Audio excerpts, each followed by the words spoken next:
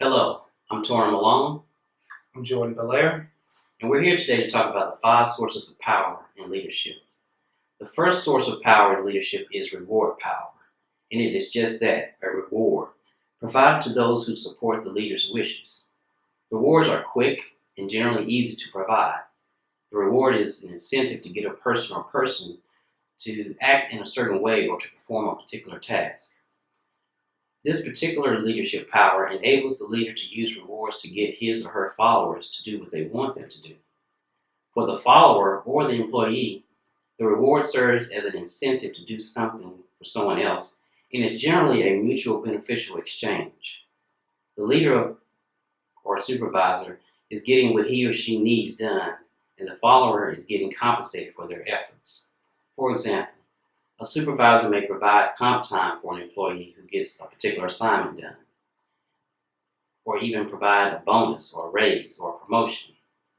While these are all pluses, the drawback is that rewards can become expected by the employee, and when taken away, an ungrateful mentality amongst the employees may persist, and loyalty is only as strong as the rewards themselves. While reward power may be construed as a positive experience, the second source of power I want to discuss, coercion power, carries more of a negative connotation. Coercion power is rooted in fear and intimidation. While there may be a quick response to get someone to do something, coercion power is generally not effective because it discourages true loyalty. If your employees are performing out of fear of losing their job, or being demoted, or even receiving a poor evaluation, they may feel more pressure to perform, and quality of work and efficiency suffers. Coercion power is gained only through threats. For example, a supervisor may threaten an employee to get the job done or be replaced.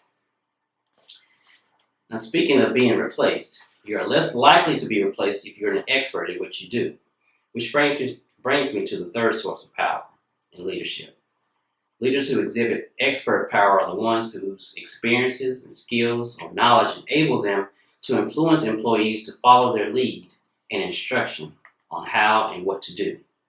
An expert leader is able to influence others based off knowledge that they have that others may want or need. Mr. Bellaire, what are some negatives or positives about expert power? Well, that's a great question, Mr. Malone. One of the advantages of expert power. One major advantage of expert power revolves around doing a particular task and understanding that process to gain the knowledge you need. Now, a disadvantage, at times, others may perceive you know something that you don't. A positive, speaking from experience, which employees can really appreciate. A negative, it diminishes over time. Legitimate power. Legitimate power is the power you derive from your formal position or office held in your organization. Example, when the CEO determines the overall direction of a business and the resources that are needed to make that business flourish. One advantage can often increase leaders' effectiveness in the way of being a strong role model, a sense of trust and vision. Also, a strong moral code and high expectations, which can create a very productive workplace for the employees. One disadvantage, leaders can sometimes abuse their powers. That can be a real issue. For example, miss deadlines or try to exercise their power over those whom they don't have legitimate power over. A big positive, influence some people based on their experience. Now I'll move on to referent power. Referent power refers to the ability of the leader to influence followers because of the followers' loyalty, respect, friendship, admiration, also affection, or a desire to gain approval. Referent power is gained by a leader who has strong interpersonal skills with their employee. Example, Stephen Frey is a classic example. He has a fan base of over 6.68 million followers. These people respect him and want to find out his every move. He has power over his followers. One big advantage of referent power, people want to follow you because they like you and they respect you.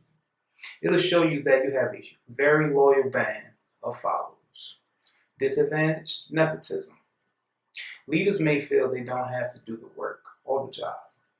A positive, people feel connected to you and do the job that needs to be done. One negative, a boss that doesn't have a friendly, business-like relationship with employees won't be able to have reference power relationship. We hope you enjoyed this presentation on 5 sources of power and leadership, and thank you.